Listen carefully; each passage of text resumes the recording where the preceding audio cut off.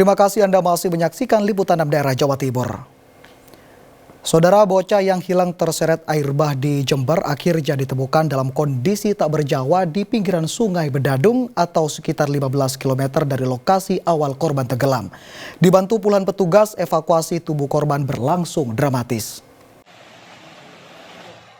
Setelah 3 hari melakukan operasi pencarian, tim SAR gabungan akhirnya menemukan tubuh bocah yang hanyut terseret banjir bah. Elisatul Hasanah, bocah berusia 9 tahun, warga Kecamatan Arjasa, Jember, ditemukan mengapung di pinggiran Sungai Bedadung, Kecamatan Kaliwates, Jember, Rabu siang. Tubuh korban ditemukan sekitar 15 km dari lokasi awal saat diketahui hilang terbawa arus, yakni di saluran irigasi Desa Arjasa Senin sore lalu. Sesuai ciri-ciri fisik serta anting yang dikenakan, keluarga memastikan jika korban merupakan anak mereka. Dari pihak keluarga sudah datang ke lokasi penemuan dan memastikan ini adalah keluarga yang dicari. Ciri-ciri fisik yang bisa dikenali adalah rambut dan aksesoris yang digunakan antingnya. Setelah dilakukan identifikasi dari kepolisian, akan diteruskan ke Rumah Sakit Dr. Subandi selanjutnya untuk dilaksanakan pemulasaran jenazah. Usai diidentifikasi oleh tim Inafis Polres Jember, jasad korban dievakuasi ke rumah duka. Proses evakuasi berlangsung dramatis karena harus melewati area kebun kedelai sejauh 1 km sambil membawa jenazah korban. Elisatul Hasanah hanyut terseret air bah yang tiba-tiba datang saat bermain di saluran irigasi tak jauh dari rumahnya Senin sore lalu. Tommy Iskandar melaporkan dari Jember.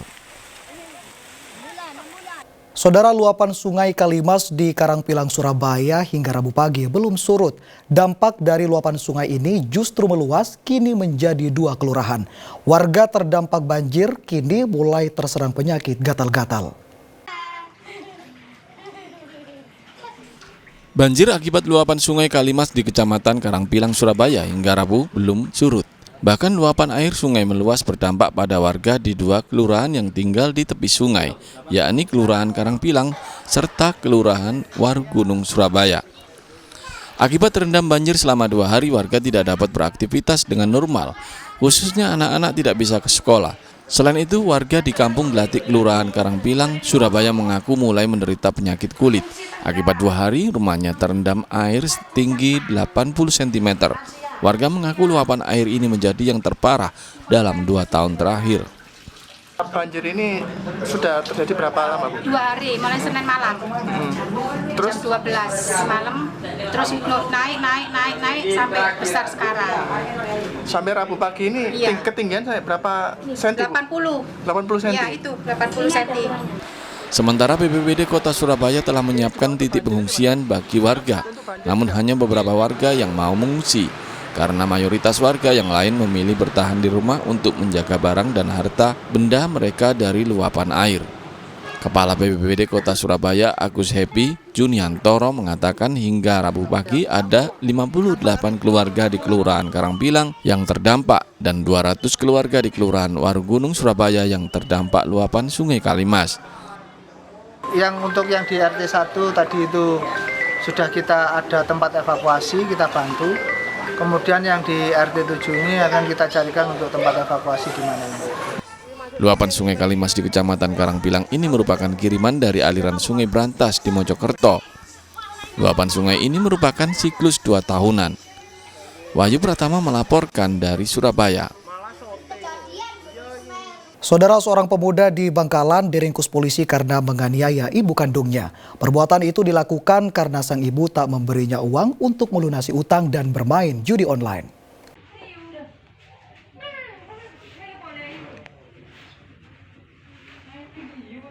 Dalam rekaman video ponsel milik warga, seorang pemuda berinisial FZ, 23 tahun menyeret ibu kandungnya di halaman rumah. Tak memperdulikan banyaknya tetangga, FZ menarik baju sang ibu dengan kasar. Perbuatan kasar yang sering dilakukan sang pemuda akhirnya dilaporkan ibunya ke polisi. Petugas langsung mendatangi rumah tersangka dan menggelandangnya ke Mapolres Bangkalan. Kepada polisi, tersangka FZ mengaku menganiaya ibunya dengan cara mencekik hingga memukul korban menggunakan sapu di bagian leher dan kepala. Tersangka nekat melakukannya karena tidak diberi uang untuk melunasi utang dan bermain judi online. Pelaku berusaha untuk mengambil sepeda milik ibunya, sepeda ontel, namun ternyata digembok, dikunci, sehingga pelaku merasa geram dan melakukan penganiayaan berupa melakukan pemukulan di bagian wajah, pencekikan, kemudian memukul dengan sapu.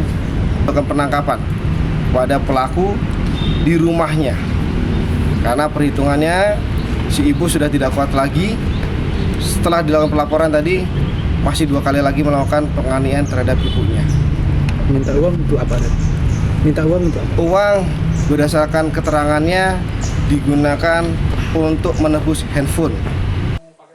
Hasil penyelidikan polisi mengungkap bahwa tersangka FZ telah berulang kali melakukan dugaan kekerasan kepada ibunya. Tersangka FZ dijerat pasal 44 ayat 1 tentang kekerasan dalam rumah tangga dengan ancaman hukuman 5 tahun penjara. Nia Karunia melaporkan dari Bangkalan. Saudara, Simpang 3 Mengkreng yang merupakan pertemuan 3 arus lalu lintas dari 3 wilayah Kabupaten Jombang, Nganjuk, dan Kediri mendapat perhatian serius dari Korlantas Polri jelang operasi ketupat. Sejumlah skenario dilakukan oleh 3 wilayah masing-masing untuk mengantisipasi kemacetan saat arus mudik Lebaran 2025. Kesiapan jelang operasi ketupat 2025 jauh hari sudah dilakukan pihak kepolisian.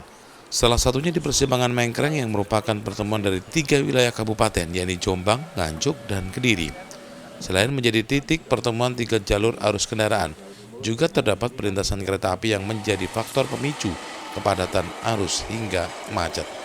Kakor Lantas Polri Irjen Agus Suryo Nugroho saat melakukan inspeksi lapangan pada Rabu siang mengatakan, tak hanya lokasi wisata, penyeberangan laut, dan jalan tol saja yang menjadi perhatian saat operasi ketupat 2025, melainkan juga jalan provinsi hingga arteri nasional.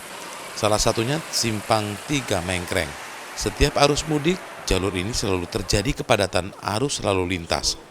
Agar tidak terjadi penumpukan kendaraan, polisi lalu lintas akan mengalihkan jalur di masing-masing wilayah sehingga tidak terjadi penumpukan di Simpang 3 Mengkreng.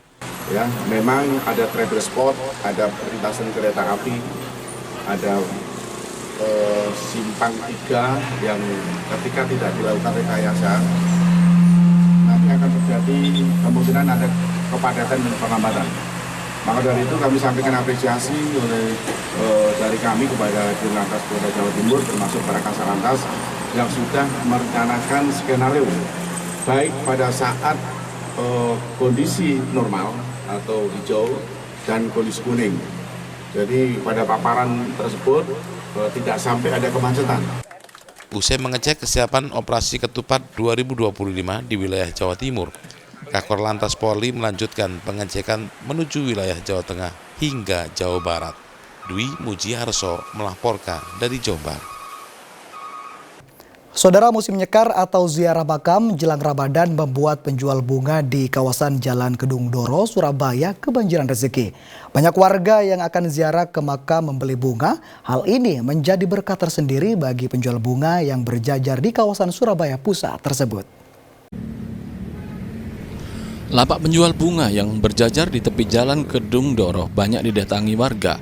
Pasalnya, beberapa hari menjelang Ramadan, banyak warga yang akan ziarah ke makam dan mereka membeli bunga di kawasan ini.